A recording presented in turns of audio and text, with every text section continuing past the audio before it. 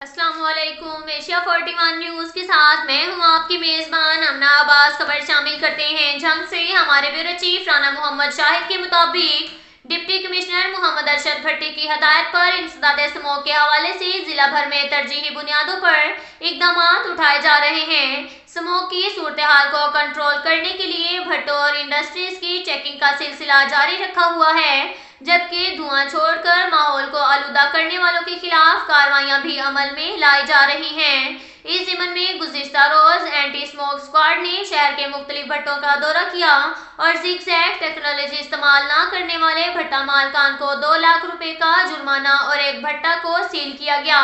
اس حوالے سے deputy commissioner محمد ارشد بھٹی کا کہنا تھا کہ یہ مہم بدستور جاری ہے۔ جو صنعتی یونٹس اور بھٹا کش دھواں پیدا کر رہے ہیں، ان کے خلاف بھی قانونی کارروائی عمل میں لائی جا رہی ہے۔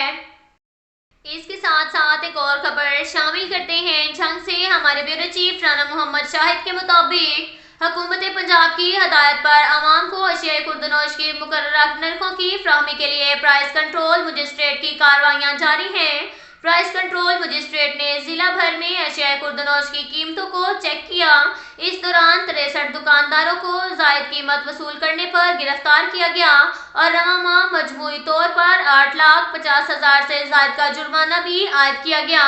ڈپٹی کمشنر محمد ارشد بھٹی نے پرائس کنٹرول مجسٹریٹ کو ہدایت کرتے ہوئے کہا کہ گرم فروشوں کے خلاف سخت قانونی کارروائی عمل میں لائی جائے۔ انہوں نے کہا کہ عوام کو مقررہ نرخوں پر اشیاء کی فراہمی ہماری اولین ذمہ داری ہے۔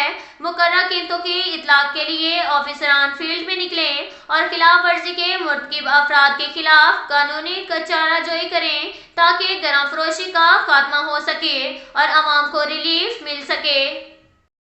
اس کے ساتھ ساتھ ایک اور خبر شامل کرتے ہیں جنگ سے۔ ہمارے بیورو چیف رانا محمد شاہد کے مطابق ملوانہ موڑ لنک مانجھی سلطان کے قریب 20 فٹ گہرے کنویں میں گائے کے گرنے کی اطلاع پر ریسکیو ٹیمیں روانہ۔